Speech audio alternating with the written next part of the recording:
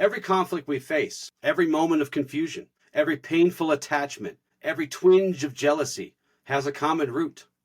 What if the very emotions we often think define our humanity, fear, desire, passion, are not simply feelings, but multipliers of the very struggles we wish to transcend? Today we explore an axiom of light that cuts through illusions, revealing the true nature of our inner turmoil and showing us the path back to clarity. Welcome to the new Ashla Podcast. Hello and welcome to the new Ashla Podcast. Thank you for joining us. Today we continue the series inspired by the book, The Light Within, Journey Through the Axioms of Ashla. I am your host, Justin Gates, and I'm also the author of the book. Today I'm joined by my dear friends, Heather. You can't see her. She's over there somewhere. And my co-host, Michael Perry. Hey, fam. So the axiom of light that we're going to be talking about today. Fear, desire, and unchecked passion are multipliers of poor behavior and provokers of ill conduct. From these come confusion, attachment, jealousy, and conflict. What do you guys think about this axiom? It's kind of a tough one. Man, I have one word that comes to mind with this axiom, and it's temperance. When we indulge in anything, it's easy to get stuck into when something's good, doing it over and over. And indulgence breeds more indulgence and is a pathway that then can lead to self-destruction or even stagnation when we become complacent in our habits and our... Yeah. Our counterparts thrive on these three things and a few others and put us in direct conflict with their philosophy. It really does, because they use these things as tools. I know you haven't met many of them yet, Michael, but you will. And these provokers and multipliers of ill conduct will be prevalent. What it does, it eats you up from the inside. It throws your emotions out of control. Especially when you're using these things we're talking about today for the sake of controlling everything. Well, I think it removes clarity from our lives. Again, connection is so important. And through this, when you are seeking control, manipulation, you end up trying to create a world that agrees with your own world image, your own self-image. And you need to have balance in order to be able to receive what others are seeing, to help balance yourself out with the ebb and flow. But when we're so lost in our own demons, when we're so lost in our own struggles, and we're constantly trying to push that onto the world, our beliefs, our self-opinions, it becomes tyrannical in the end because it's not in service to others, it's in service to self, always. So let's define this axiom a little bit. This axiom teaches that fear, desire, and passion, when uncontrolled, serve as catalysts for confusion, attachment, jealousy, conflict. But if we regulate these forces, we can avoid destructive actions, as you and I were just talking about, and align with the light or truth. This axiom is a truth teller, a clear, direct mirror held up. It's just a clear, direct mirror where you can't escape it. Here it is. It just follows you all around, right? And it's held up to our emotional selves, our emotional lives. It reveals a crucial and critical teaching of our path, that some of our most intense emotions, fear, desire, passion, are not inherently bad. We don't talk about bad emotions here. Emotions are emotions, but they are energy. Everything's energy, as we talk about. Everything is energy. There's no bad energy or good energy, as we'll talk about later today. But when these things are left unchecked and unmastered, they become multipliers of imbalance. And imbalance is something that we're always striving to defeat. We're always trying to bring ourselves somewhere here. Never perfect, but somewhere here. I like the way you're presenting this, too, because it is energy. God, if it's left unchecked, it could control your entire life. Any one of these things, fear, desire, passion, all these things are powerful forces within our own being. And if we don't learn to sit with those emotions, to coexist with those emotions, because it's not the absence of them. They're not bad. They're good. But if we can't coexist with that in balance within our own lives, that energy will destroy us. Yeah. It corrupts. When we talk about corruption on this show and within the teachings, it's not necessarily corruption as bad per se, but corruption as imbalance. So what this axiom is telling us is that when you don't pay attention, when you don't use discernment and awareness, things like fear become, well, and I will say when they're unaddressed, okay, when you don't stand up to them, if they're getting out of control. Yeah. Fear, when unaddressed, multiplies into things like avoidance, control, defensiveness. Desire amplifies craving, grasping, and disappointment. Passion, when it's without purpose and ungrounded, becomes obsession and impulsiveness and blind attachment. So these powerful emotions act as provokers, and if not put in check, they push us towards actions and thoughts and things that create confusion. And they generate unnecessary conflict and fracture our relationships, both with ourselves and others. Let's start off by talking about how fear, desire, and passion multiply poor behavior. Did you want to go first? Yeah, no fear. I tell you what, you see it in so many. I've even struggled a lot with fear in my life, especially not learning how to feel anger. Mm-hmm. Fear was something that constantly came up in me and is something I still work on. And fear itself, a lot of these things you'll notice are almost like parasites in your brain. And once they start to root themselves, to justify themselves, they start to try to justify your own behavior and reaction, like you said, avoidance. And I've run into that when I feel fear. And as much as that's a survival instinct, that is not self-mastery. That is letting our survival instincts take control. It's a lot of work we talk about when we talk about regulating ourselves when we're triggered. It's being able to get triggered, feel that sense of fight or flight, and then regulating ourselves to a point where we can act. Whether that's not acting too much or acting in a way that is not shut down or fleeting. Right. Yeah. And I'm glad you said that, because fear, and we'll start with fear. But fear, desire, and passion, these emotions are magnifiers. They really take the seeds of our thoughts and our beliefs and our insecurities, and it multiplies them.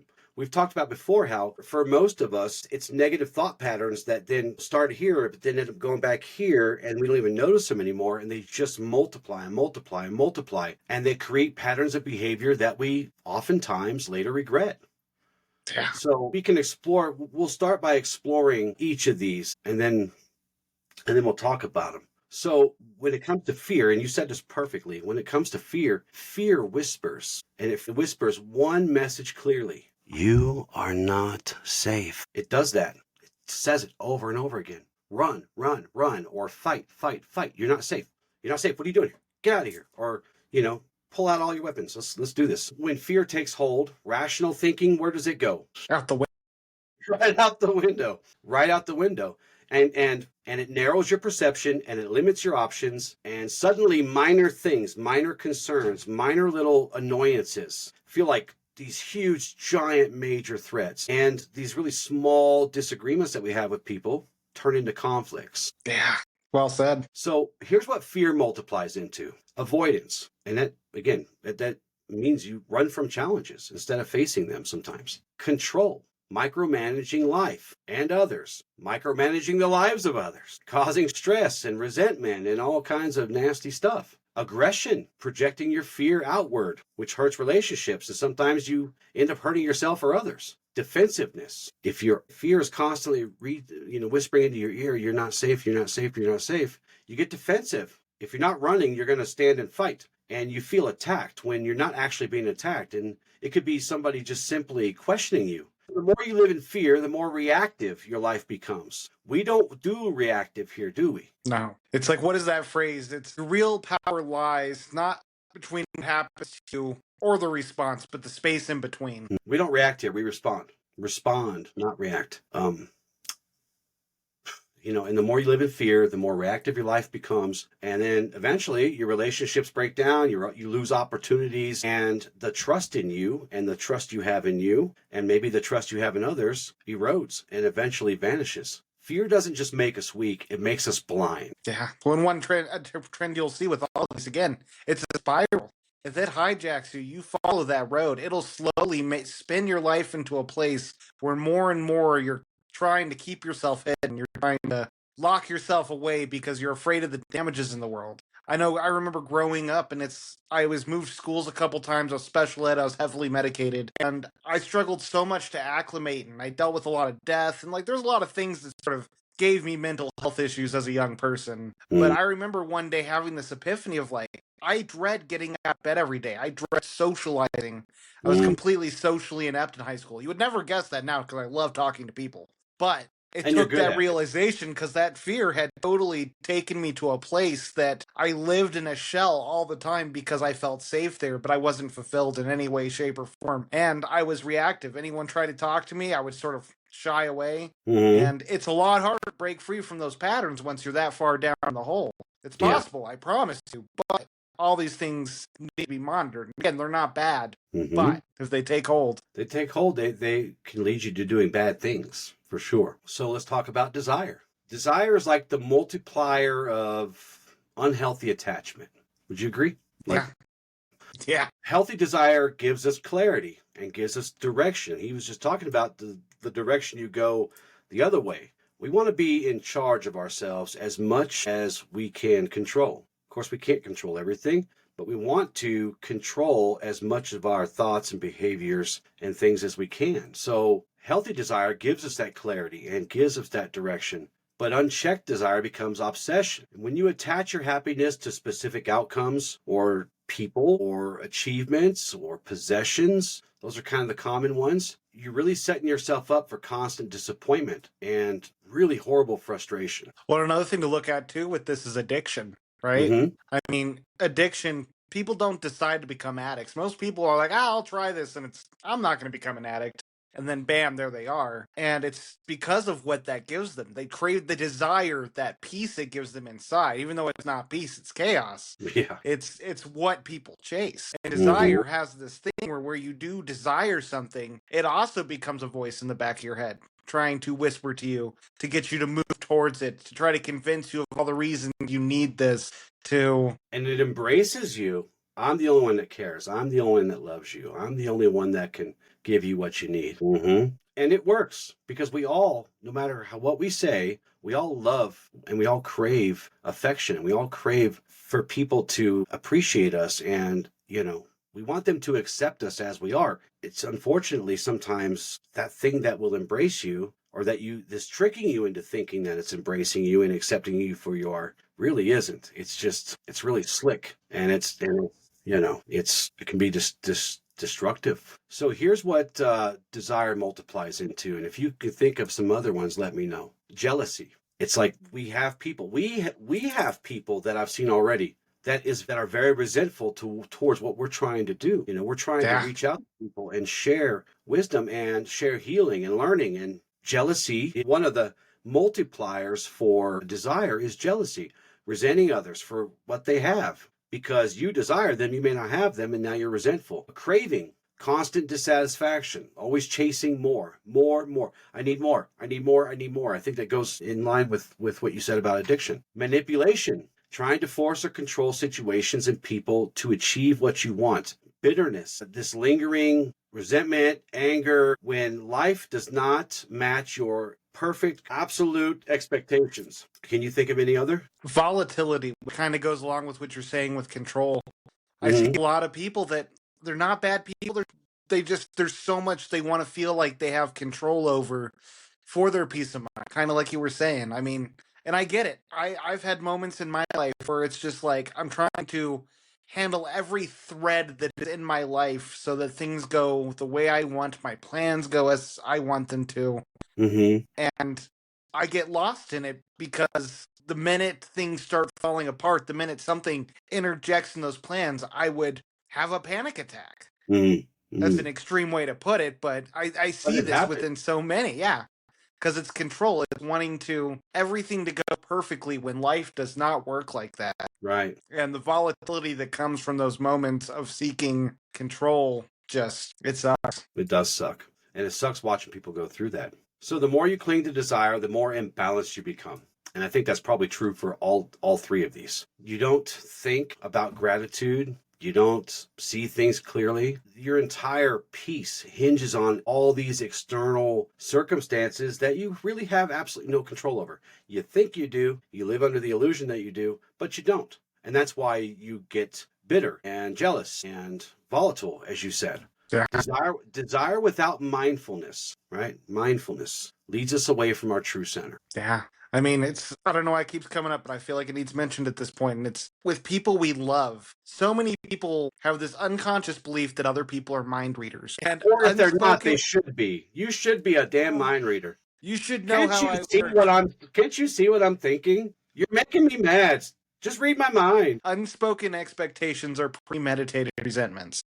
Yeah, they are. And I mean, I was guilty of this in almost all my relationships up until I started this path, where I would just deal with blow after blow. I would think they would see how much things were affecting me, how upset they made me, and in Right. turn, I would feel like they would see that and at least try to balance that out or compensate it. And that was passive aggressive as hell. It's like, I can't keep being like that. That is Oh, one of my biggest pet peeves is passive aggressiveness. It stresses me out, dude. I just want to grab them to their shoulders and say, listen, look at me. Just come at me, man. This is just passive aggressive stuff. Let's just get this out and get it over with. yo. Oh, It's one of the beautiful things of this path, though. It's like, man, I thought that was how I had to approach my needs. right. And it's like, I mean, it's that self-love, because I think that was a big part of it for a lot of people listening. If you deal with passivity, it's like, there's a good chance that you don't value your needs more than you value other people's needs. And that's not Mhm. okay. You gotta value your needs first. And it doesn't mean be an asshole or be demanding, but it means Mhm. have those hard conversations, be upfront and blunt. And if Well, the being person aggressive really, being aggressive doesn't mean being those things either. Being aggressive means to be assertive. This is my boundary. Do not cross it, you know? yeah, Because people do confuse assertiveness and aggressiveness with this kind of, beat everybody up type of thing. No, no, it just means setting forth your expectation. If you have expectations, they're not always bad expectations, but if you have them and they are designed to protect your boundaries, then you must assertively stand up, stand tall, and say, this is crossing a line. Some people may think that that's almost a control thing. Well, I don't know what to tell them. well, and I think to what you're saying too, as far as aggressive and assertiveness, I've always looked at it as a scale where you have passivity and then you have aggressive, which is like the in your face, you do what I tell you. Right, And right, assertiveness right. is the middle ground both sides seek to find.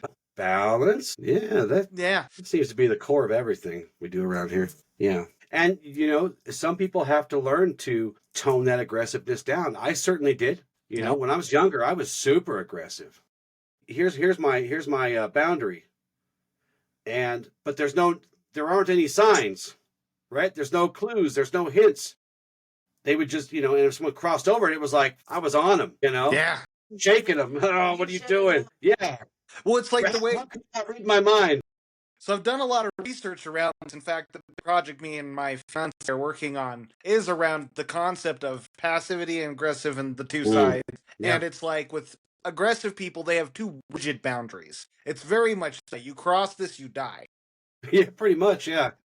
Yeah. And But there is a way to come to the middle. right, well, that's what they're working towards. And for passive people, it's like the best way to describe our boundaries are those things you see in pools for lap lanes. You can swim under it, you can push it to the side. You know it's there. You know you shouldn't, but you do. Yeah. And people just do it, and you just let them do it. Yeah. Yep. Yeah. Yeah. Sometimes it's not worth the battle. And again, boundaries aren't for other people; they're for us. They're for us. They are for us. And we should be mindful and we should be impeccable as much as possible. And that means stand firm, but be graceful. And it's a hard mix to get to sometimes, especially if you wake up on the wrong side of the bed in the morning, or you asserted your boundaries really well for a lot of people, but not for one or two. And then you're just over it. And then you're like, hey, and then you grab them, you snatch them up like the boogeyman, they stepped over the line. That was too easy to picture with you. Too easy to picture with you. Snapping point. Not that I've ever seen you. Yeah, it just gets snatched up, Maybe not even, by the Baba Yaga. It just snatches you up, dude. But there is a middle ground to all this stuff. And, a lot of people think that, and maybe not even think, they believe that many aspects of the path that we teach here on this podcast is a very passive way to live. No. Not at all. You know what I mean? It's they would equate some of these things to pacifists. Well, and I'll give you the perfect example. Well, a pacifist won't defend themselves physically with weapons or with whatever they have to do. A true pacifist will, but we try to do these other things first. Because we really don't want to hurt people. We don't want to get hurt either. Getting punched in the face sucks. It does. And it doesn't resolve anything. And it doesn't resolve anything. It just makes your knuckles sore. And then you sit around and think about, man, did I really need to do that? Or, man, it really sucks I got punched in the face. But will we go there if we have to defend ourselves and to defend others, especially in some kind of life or death, potential life or death situation, in a flash, in a second, we defend, we don't attack. And we only attack in defense. I know this sounds confusing, but do you guys understand what I'm saying? So being a pacifist doesn't mean getting pummeled into the ground or not enforcing our boundaries. We're just saying do it with mindfulness, do it with wisdom. Try those things first. You know, Yeah, we have diplomacy. diplomacy. Hey, look, bro, I don't want to get hit in the face, and neither do you, because I hit really hard. Okay, so let's just, if we can't talk this out, let's just turn around and walk opposite directions. If that's the best we could do, then that's a win.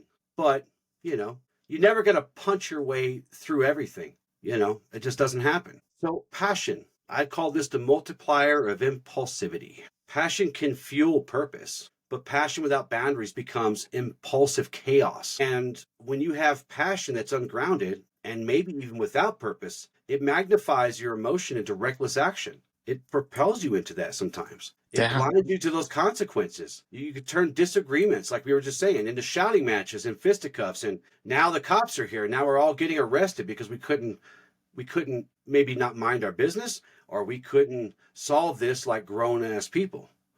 So, and this really causes you to act without thinking, which is not cool. Well, and passion is so powerful because passion, like desire, is a driving force. Mm-hmm. Through passion, we can discover purpose. We can create abundance. Through passion, that's how people can handle 3 jobs. Mind you, that's not what we would recommend that, because that is burning yourself out right there. It does. It's hard too. Yeah, passion that is ungrounded, especially in purpose, Mm-hmm. is something that'll lead to self-destruction in one form or another. Yeah. Yeah. It can make you sick physically, make you sick mentally. Yeah. It'll whisper in your ear to keep going, to keep trying. Yeah. To bulldoze. Like, this is the term I want to start bringing up more. We bulldoze through so much for life. What bulldoze is we're not listening to our internal compass. We're not listening to the ebb and flow of what's going on around us. We are trying to just push through and make things happen when it may not be in your best interest or anyone else's. Right. Right. And over time, it usually isn't. You may feel like it's working. All of these, really. It may feel like it's working. Fear may feel like a friend and that it saves you from things, but none of these, when they're unchecked, none of these are your friends or your companions. They will betray you. They will, even worse than that, they'll talk you into betraying yourself. Well said. So passion multiplies into some of these. And if you have ones that you want to add, let me know. Impulsiveness. So impulsiveness is really just acting without wisdom. A lot of times creating these regretful outcomes. Anger, letting emotions explode uncontrollably. And anger leads to this rage monster. And then, you're punching people for absolutely no reason at this point. Blind attachment. Passion really helps us, if it's unchecked, it really helps us start to ignore red flags. And we kind of lose common sense. Now, this is something we hear all the time. Man, common sense is a superpower these days. And maybe that's true at this point because so many people out there are hustling and, like you said, working 3 jobs, and they're bulldozing, pushing their way, just pushing through everything, ignoring the flow, really pushing against the flow. And their common sense goes right out the window because it's all about the grind, the grind, the grind, the grind, the grind. And passion multiplies into conflict. It takes these little tiny things and turns them into these big, huge volcanoes. When it narrows our vision so much, when we become so fixated on something outside of ourselves, whether it's something we're trying to obtain, somewhere we're trying to get to, we can end up being so lost and lose out on the best opportunities of our lives because we refuse to stop for a minute and be in the moment and to see what is around us. Yeah. I think another big issue I see, one of the most dangerous parts of passion, is passion's one of those that if you follow and you get hooked on, it puts its hooks in you. You could end up spending your whole life chasing passion. And I see a lot of people in that boat. So when passion leads the way without mindfulness, without grounding or connection or purpose, destruction often follows. It could be physical destruction. You could just wear yourself down, as you were saying. You just get so tired. What began as good intention ends in damaged relationships or lost opportunities, emotional pain, regret. Passion without serenity becomes a wildfire instead of a guiding light. Yeah. So these three emotions, fear, desire, passion, as I said before, they are not negative inherently. They are signals, they're energy. They're signals indicating where we need balance or healing or realignment. But without awareness and mastery, these quickly multiply into actions and create more pain, more suffering, conflict, disharmony, all these things that don't feel good and throw us off kilter and sometimes make us feel like we're in a cage or in a really deep hole. So we really must recognize when these emotions arise. We must be aware of them and respond. Again, not with suppression, but with integration. We need to learn to integrate these things into our life mindfully so that we can be closer to that balance. Yeah. I mean, one thing I also want to point out here, these things are not bad, but we need temperance with these things because the one thing all of these things will cost you is parts of yourself, your authenticity. The more you go down any of these rabbit holes, the more you will lose touch with who you truly are.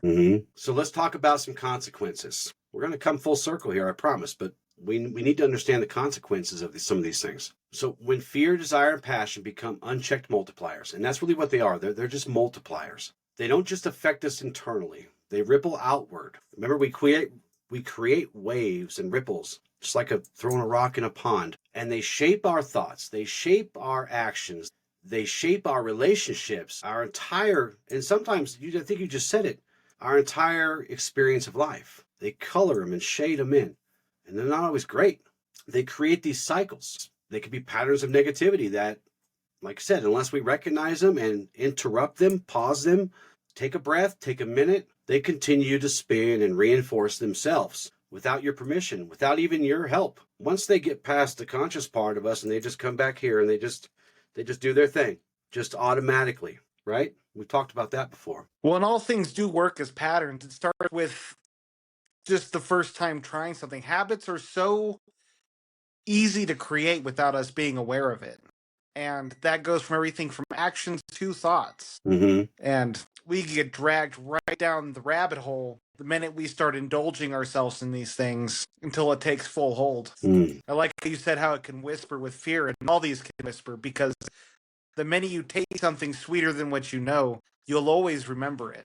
And that tasting will constantly be calling to you. Yeah, so let's talk about, let's talk about these consequences, as the axioms say: confusion, attachment, jealousy, conflict. Let's talk about each of these real quick. So confusion, it's like being lost in a fog, right? And all this stuff's going on. We can hear it, we can sense it, but we can't see anything because we're surrounded by confusion. The consequence of confusion: you overthink every decision. You get paralyzed by anxiety. You find yourself repeatedly unsure about which way to go. There's an axiom for that. Put that in the jar. You struggle to communicate clearly because your inner world feels just off kilter, chaotic. And confusion arises when our internal clarity is clouded by this emotional imbalance. Fear creates doubt. Desire clouds discernment. Passion distorts perception. You might feel unsure about your purpose and struggle with decisions or constantly second guessing yourself and your relationships or who you can trust. And confusion also erodes that confidence, and it can lead to anxiety, indecision, procrastination. That's one I've suffered from for a lot of my life, causing us to drift through life, just maybe getting through rather than moving intentionally. I think confusion is such an important one to bring up because we talk often about the heart and the heart being a mind with our mind being a mind, and the spirit, the mind, heart, gut connection. And these three things communicate with you to help you find guidance, to help you be aligned with your world and your best interests. And when you start drifting away from that, especially in many of these things, passion, fear, desire, you will feel a disconnect between these minds, and it will be agonizing. It'll be confusing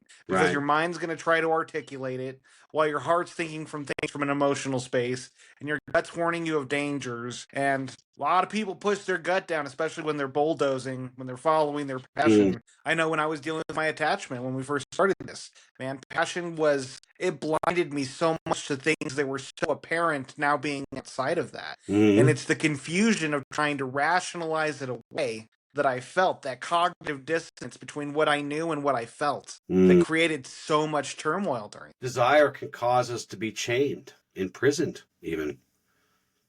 And this attachment occurs when desire is no longer inspiring us and, as you said, pushing us, gently kind of moving us along towards our goals and our purpose. But it starts to imprison us instead, because we'll grab onto things and we'll cling so tightly to people, to these outcomes or things that we forgot how to feel whole without them.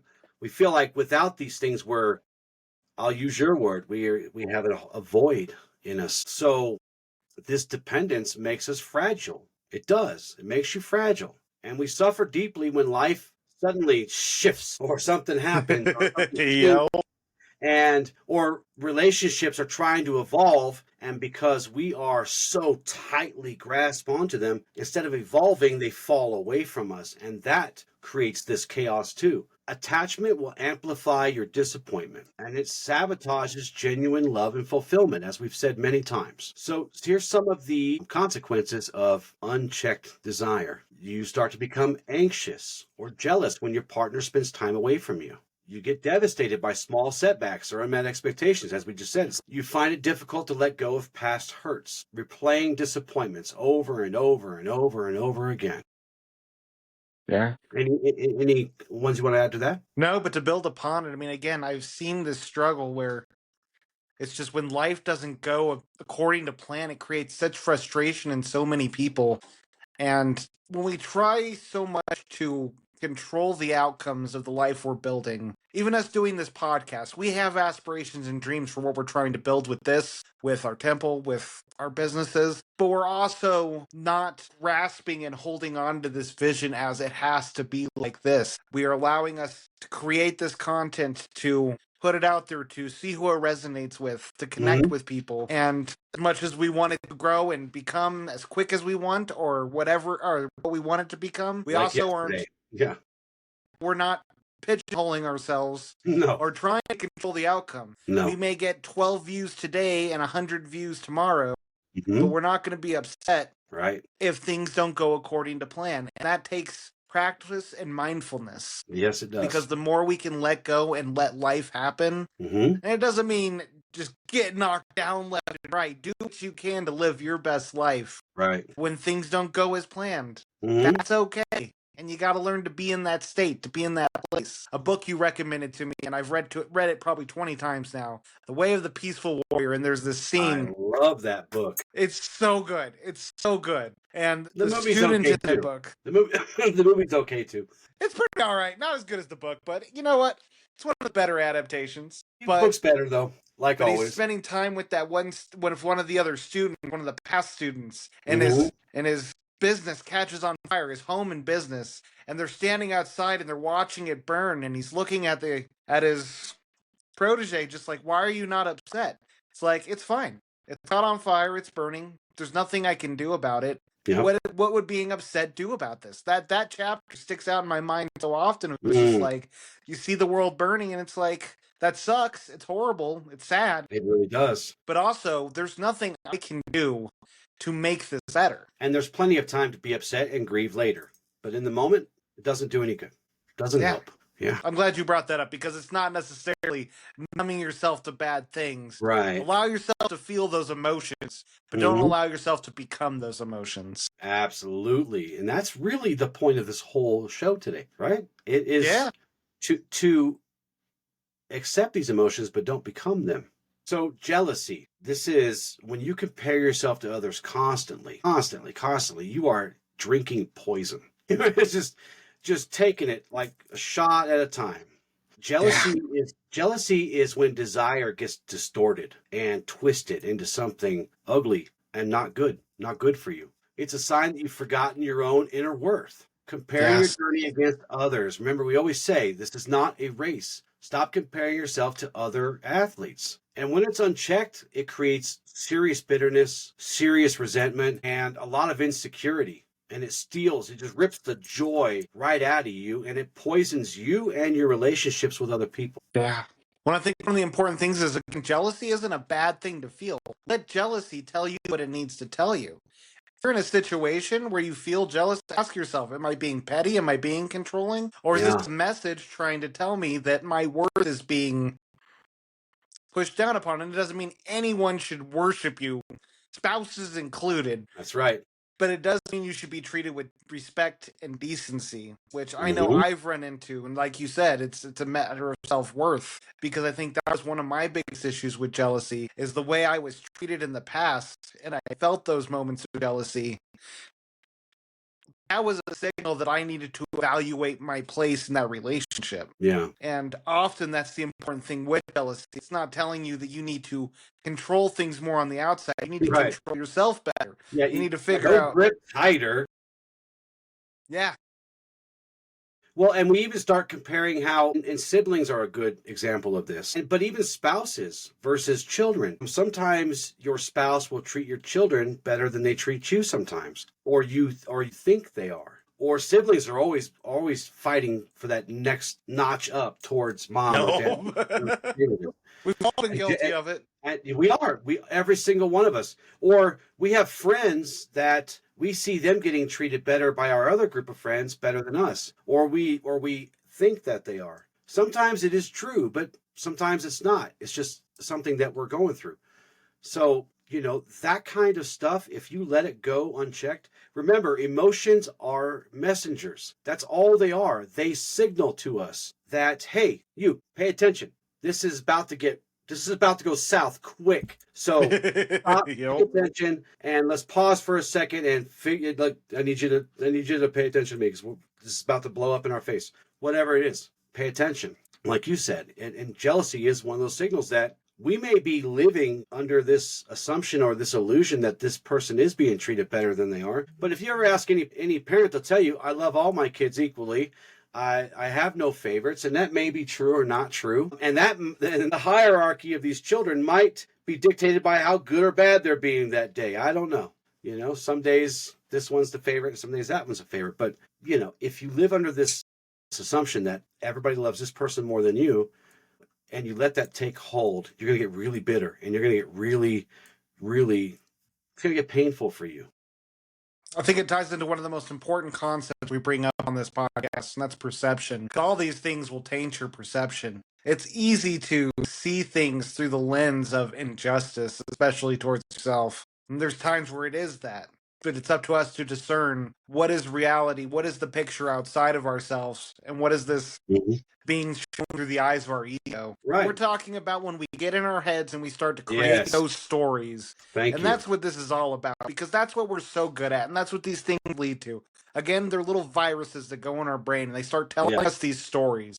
And the minute we start identifying with these stories is the minute when our lives start to fall apart. And that's when we truly do lose control. Yeah. Even though we feel like we're gaining it. So when do you ask for clarity? Give an example.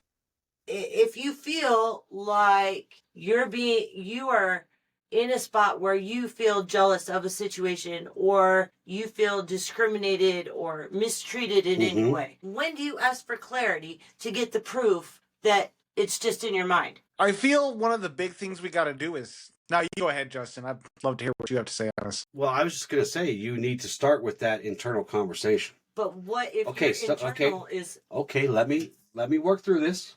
You need to start with that internal conversation to say, is this actual fear? Is this actual injustice? You have to run through that, right? And try to be as real to yourself as you can. Really take yourself through this internal dialogue first. And then if you come to the conclusion, do it in a calm way. Don't do it when you're amped up. Don't do it when, you just got into a fight or something. Once you've had that calm conversation with yourself, then it's time to decide, because where do I escalate this to?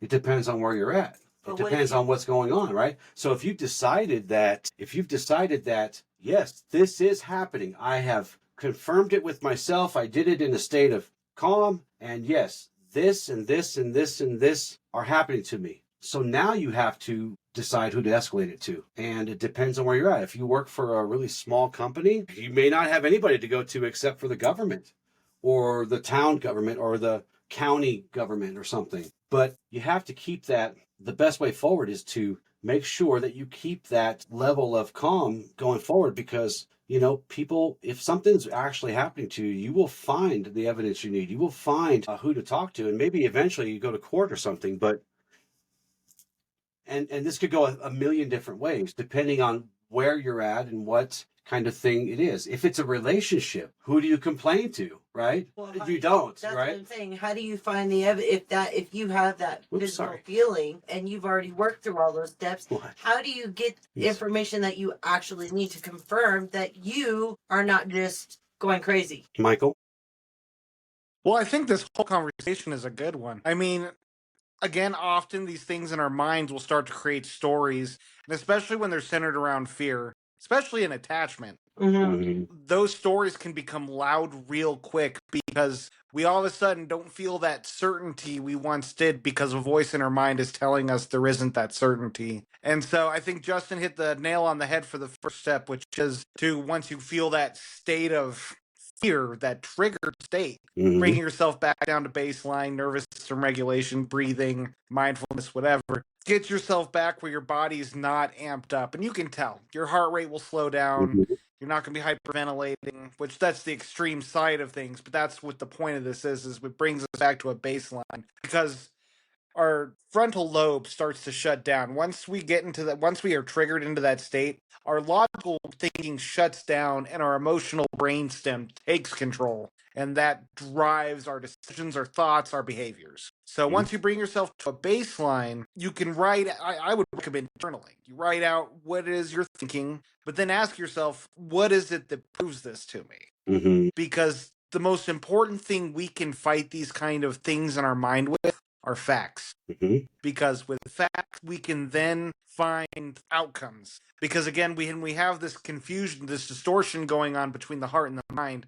The mind is analytical, and the mind can help you find reasoning. But when those two are in conflict, your heart's going to be throwing out one thing, your mind's going to throw you out something completely different, and they're going to fight, and it's just going to grow into something obsessive in your mind, and it can consume you. I've been there. We all have, really. Yeah. And the important thing we can do is, often it's a conflict between what we know and what we feel. So the more we can discern what is real, the more we can start basing our feelings around that. Because often that conflict comes from us wanting to feel, whether it's persecutory or in denial, depending on what side of this it's swinging. It's trying to root itself in the feelings you're having and just rationalizing those feelings through, what's the word I'm looking for? Through creations in your mind. Yeah. People out there, because a lot of people, including myself, I've dealt with a lot of this. I still do at times, but sometimes we go through those steps and then we're looking for those facts, right? To prove that we're not crazy and that and our gut is actually on point. Okay. And what if you ask somebody in your job and they're like, yeah, you're full of it. Ha ha ha. That's not happening. So then what?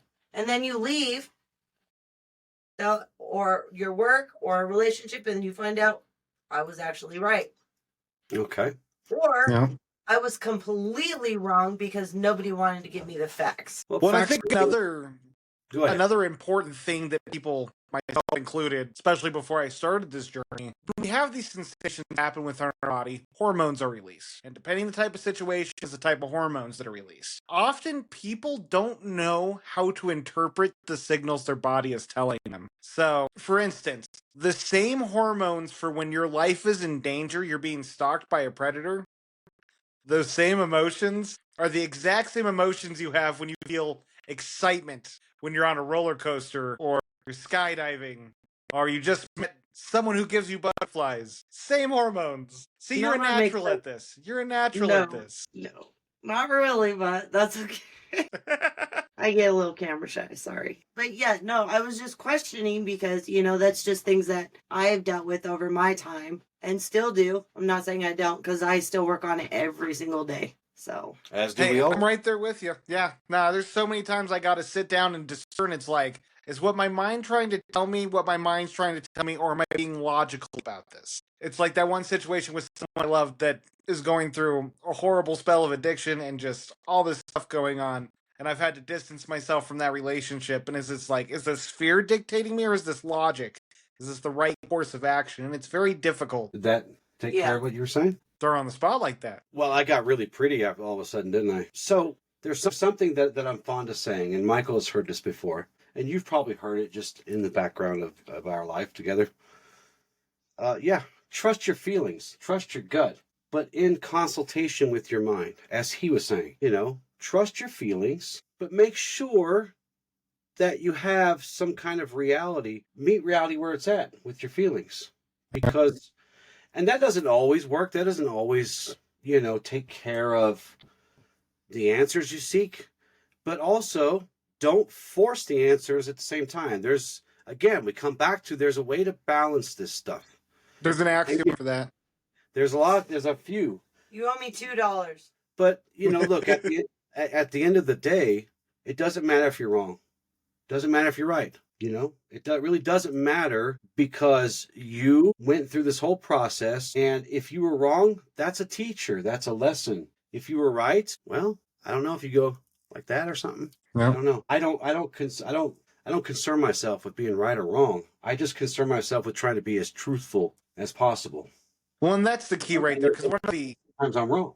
So, well, not one of everybody. the other big issues with this, when we run into these issues where we're having a disconnect between our thinking and our gut and heart talking to us, is often because what's blocking us isn't even the analysis we have as much as it is us trying to rigidly hold on to an opinion or belief. There you go. That is blocking us from truth. Definitely axioms for that. You guys both owe me money. Put it on our tab. So, and the last one, conflict. This is really an outer manifestation of what's happening inside, the chaos, the turmoil. Conflict emerges when, what's that? As above, so below. Yeah, absolutely. Conflict emerges when fear and desire and passion collide externally. And this takes us through these arguments that become blown out of proportion. You guys ever dealt with a lot of tension around you because, there's a lot of turmoil going on? Passive aggressiveness, as we talked about earlier. These all kind of arise from this mismanagement of these powerful emotions. I like to build bridges here, don't I? I was talking about bridge to this, bridge to that. Instead of building bridges, you build barriers, walls. We talked about before in another episode where boundaries are lines. Healthy boundaries are lines. You can still see into the horizon. You can see all the things around you. When boundaries are unhealthy, they become barriers, walls. You can't see through them. People can't see into you. And you're kind of, prisonered away from everyone else.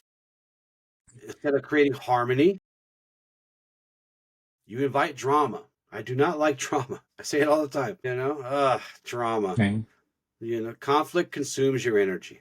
It distracts you from what really matters. Well, And one thing I want to point out with this is, I know me personally, I struggled with a lot of these things for most of my adult life. I'm watching people in my life now that I love that are going through these kind of things. And when you spend your life only knowing these heightened energies, it takes a lot to train yourself to not want these energies, to learn to calm them. Like we were talking about regulation earlier, it feels foreign when you first start doing the work because it's not natural. And as much as you can tell, you feel a lot better when you're at peace instead of in hypervigilance. It's not going to feel good to your body because your body craves what it knows, even if it's not healthy. Yeah. Well, that segues into kind of a path to mastery, which mastery takes forever, like literally your whole life. You're always mastering yourself and always mastering your things, but this will get you started. We've talked about how fear, desire, passion, if left unchecked and ungrounded, multiply confusion, attachment, jealousy, and conflict. But Michael, there's good news. You want to hear the good news? What's the good news? The good news. These same powerful emotions can become your greatest teacher and your greatest ally once you learn to start integrating them, right? It's the shadow, right? That's the good news, the shadow. The path to mastery isn't about eliminating any of these things. Not eliminating fear, not eliminating your desire or your passion. Those things can be powerful tools to help you not just find purpose eventually, but then to fuel that purpose and to stand in that purpose. Yeah, and live your life in a way that you feel fulfilled. It's not about eliminating. It's about transforming. Alchemy. Oh, we need to get alchemy in here somewhere. Alchemy. It's about transforming those energies into constructive forces. It's about responding rather than reacting. It's about aligning these energies, right? Yeah. And having clarity, purpose, and ultimately the light within. Had to use the title in there somewhere. You see how I did that? It was clever. Magic. I thought it was clever. It probably wasn't that clever. So let's talk about how mindfulness, self-awareness, and emotional regulation help us transform these energies into something that is working against us and now into something that works with us. Let's do it. Let's do it. Your favorite one, and it's a good one. It's a powerful one. Mindfulness. Mindfulness teaches us to observe. Not just here, maybe. Here, all the senses. In the moment. Observed. It helps us observe what's happening inside and out. But we're talking about kind of the inside stuff today. So mindfulness here teaches us to observe what's happening, the triggers, the things spinning out of control inside without reacting, without immediate reaction, without a knee-jerk reaction. Most times we hear the word trigger, we think, bang. Well, that's what happens when we don't master ourselves. It is like a bang, because once we get triggered, then we go into action. Either we run, we fight, we lose it, or we do whatever. But mindfulness allows us to notice our emotions without judgment. This kind of paves the way to let us make better, wiser decisions. Yes. Well, I mean, it's just like you're saying, with mindfulness, the more you practice it, the more you can allow these things to come up. So many of us operate from these unconscious programs that when these feelings arise in our body, we do have instant reactions. But the point of this, again, is not to become the feelings, but to acknowledge them, to see them. And with mindfulness, you will notice these sensations come up. Even if it takes only a second for them to appear, you will be able to see them come up and not let them drive, but allow them to be the passenger that tells you what you are feeling and what you're going through. They are messengers, and mindfulness will help you see that. So when fear rises up, mindfulness says this: I notice fear, but I am not fear, as you just said. When desire becomes attachment, mindfulness says, I see this craving, but it does not control me. When passion turns impulsive, mindfulness again gently reminds us, I feel this intensity, but I choose how to express it. At the end of the day, mindfulness interrupts emotional reactivity. It restores choice. As you just said, it restores choice. It returns your power back to where it belongs. You in the driver's seat. Not those things. Yeah, exactly. So the next one is self-awareness. Self-awareness, super important in everything we do. Self-awareness helps us uncover the roots behind our emotions. What's causing it? What's I need to explore, why am I feeling this way? And a couple of ways you could do that. Why do I feel afraid? Or what am I truly desiring? You know, a lot of times we get too far into what we think we desire, what we think we want. Everybody has a type, but then it turns out you marry somebody who's not even anywhere near the type of person you thought you needed or wanted. She doesn't even look anywhere like... She is the perfect example of this. I had a type before I met her, and she didn't check any of those boxes. But she checks all the boxes clearly because we've been here now for a long time. Is my passion grounded in truth? By asking these questions, you start to become aware of the patterns and the habits, really, the habits that are driving you, that may be steering for you sometimes when you're not paying attention. Self-awareness takes that emotional chaos and turns that into toward whatever it is you're trying to achieve. I mean, often with self-awareness, so often when we are triggered, and I'm not necessarily talking about someone slaps you in the face and now I'm triggered. That is not being triggered. That is, whoa, hold on. That's abuse. You need to stand up for yourself. Yeah, that's what that is. Yeah. But when you run into a situation that puts you into that state, especially when it's something small, with self-awareness, you can then evaluate it. Be like, where is this emotion coming from? What part of my past is this resonating with? Mm-hmm. It's like I started riding a motorcycle over the last couple of years. Something I never thought I would do. But when I first started, it was the most horrifying thing for me. And it's just, why does this overwhelm me so much? Mm-hmm. And you begin to realize that I look back at my past, my mom, she bought me a bicycle. I took it out twice. The second time I went on the road. And she got me off there. She said, I'm going to kill myself. Someone's going to drive down there, hit me. And she took it away and put it away forever. And from that, I was always afraid to ride anything with two wheels, especially in the street. And it took awareness for me to be like, this is what's going on within me. Yeah. And then being able to face that trigger with me being, I am not in danger right now. I am feeling the danger I felt then from the fear that was planted in me. Emotional regulation. Mastering the inner balance. Emotional regulation is the ability to manage our emotional energy skillfully, mindfully, being aware of. It's not suppression. Again, it's integration. You transform. Let's see if you can guess what we alchemize our rough ones into good ones, right? I know I shouldn't say bad, good or bad, but when you do this properly, Michael, what do we turn fear into? Wisdom? Courage. Courage! You're into courage. And you have quoted this many times. Courage isn't the absence of fear. It's action with fear still being present. It's choosing trust and faith and aligned action, even when you're not sure, when you're uncertain. What does desire turn into? Aspiration. Desire is aspiration, yeah. Aspiration is desire that's been kind of grounded. And I won't say purified, but you know what I mean. It's driven by purpose, by clarity, by intention, not attachment. You know, let go, let go.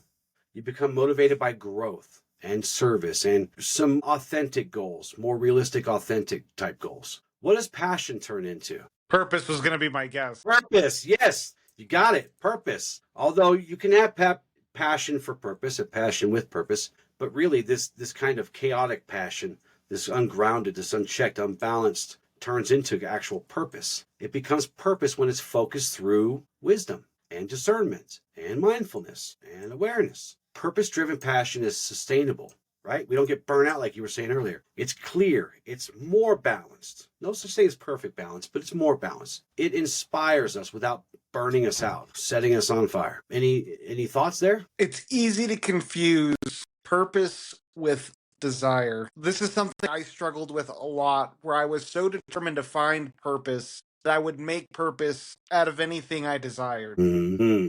Yeah, that's a good one. That's a really good point. And so purpose will come to you naturally. When you are in flow, you are in purpose. When you feel like you're battling the world and yourself, when you feel like you're pulling teeth trying to accomplish something, which there will be moments on any path, but Right. you will feel the distant difference between that anxiety in your chest while you're trying to start something and the burnout you feel shortly after beginning. Purpose is something that will carry you beyond that.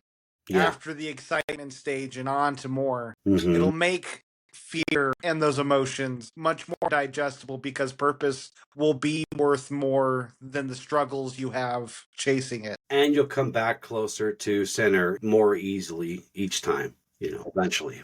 And sometimes even those of us who found our purpose, living in flow and are fueled by grounded passion, grounded desire, sometimes we hit a wall too, as you said.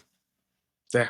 But we come back on track a little faster. And you will too, the more you practice this stuff. So this And is it's my not final... bad to go out there, just before you move on to the next part, is when you are discovering passion, what you're passionate about, it's okay to go out there and pursue different things and see what happens. I had 4 different entrepreneurial ventures before deciding to pursue a path of coaching and now this podcast. But each one of those endeavors, whether they were short-lived or something I was fighting with all I could to try to make it work, there were lessons I learned within each of those. I remember my first time trying to get into designing websites for small mom and pop restaurants. And man, that's when I realized I had a lot of work to do to get into sales. Yeah. It made me realize that I had to value my worth and what I was providing when I went to approach people with stuff. So again, look for the lessons and don't judge yourself for your journey. Everything has lessons, and every lesson can be harnessed as something to help you become more and more authentic. Yes, well said. This path to mastery is really a path of freedom. It's not perfection, though, but it's awareness, intention, and again, aligned action. We want to be aligned. We want to be whole, holistic. Fear, desire, and passion, again, they're not your enemies. They are powerful energies, and they're just waiting for you to decide how you're going to do them and harness them. They can take you down this road, or they could help you evolve into who you really are authentically. When you learn to master these things, they stop multiplying chaos more and more and more the further along you go, as we just said. And instead of multiplying this chaos, they will multiply clarity, balance, and harmony. This is really the heart of our path, is this alchemy to transform darkness, unbalanced, into light, into truth, emotion into mastery, and chaos into harmony. Again, your emotions are messengers, and when they're giving you a really hard lesson, they become your teachers. Master them, and they will become your greatest allies. I saw this really powerful video that I always try to think about when I'm going through hard times. And there was this guy who was a CEO, and anytime his employees went to him with a problem, hey, this is late, this isn't gonna work out. And it's just like, good, good. And it's treating each obstacle in your life as a good thing, because you either live a little or you learn a little. Yeah. Every ascended master and teacher that any of us can think of had lots and lots and lots of teachers. Every single one of them did. They did. Lots of teachers. And you have lots of teachers in your life too. You just got to look at them that way, and you have to apply their wisdom and just get a little better every day. Yeah. Our exercise for the day. Reflect on a recent moment, or as recent as you can, when fear, desire, or passion influenced your behavior. And influence your behavior in kind of this chaotic way that we've been talking about today. Ask yourself, what triggered this emotion? How did it affect my actions or decisions? And what could I have done to regulate it more effectively? And then try to write down a strategy. Just one. We always start with one. Do one thing first. Write down one strategy that you can use to navigate these emotions the next time they come up. And because they will keep coming up until you start to integrate with them. Our affirmation for the day. I master my emotions with awareness and balance. I transform fear, desire, and passion into clarity, strength, and purpose. Our journaling prompt. Reflect on how fear, desire, or passion has multiplied poor behavior in your life. What have you learned from these experiences, and how can you apply that wisdom to future situations? Our listener question of the day. How have you managed fear, desire, or passion to prevent poor behavior? Share your story of transformation using #MasterYourEmotions. Great show today, guys. Appreciate your insight. It really was, though. I love this topic.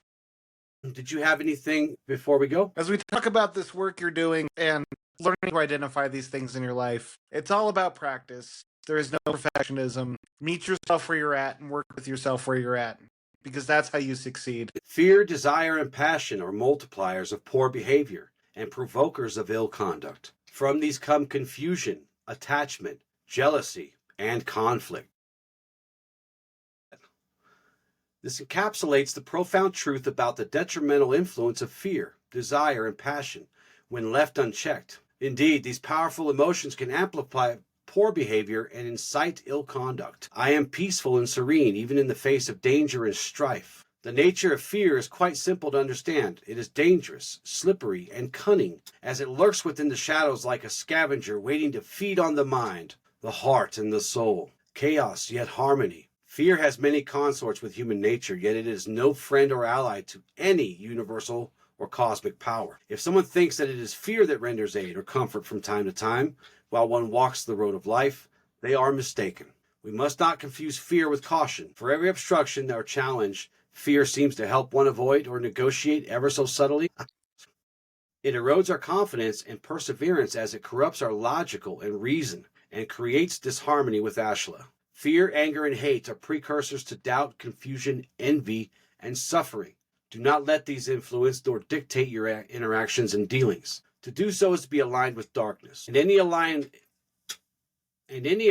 forged out of fear, anger, or hate is a tenuous one. Emotion, yet peace. We cannot do away with our emotions, and nor should we, because we are patient and calm. Within this state of being, I'm at my best. And as you become one with the philosophy and practice of Ashla, the shadows of fear, confusion, attachment, and conflict will no longer be your burden. For peace and serenity, patience and calm, compassion and kindness, harmony and balance will become the travelers you walk with. In recognizing their potential to provoke destructive behaviors, we can strive to harness these emotions in service of positive and virtuous actions, fostering inner harmony and harmonious relationships with ourselves and others. We love you guys so very much. Thank you so much for joining us. With love and gratitude, ad lucem. I'd lose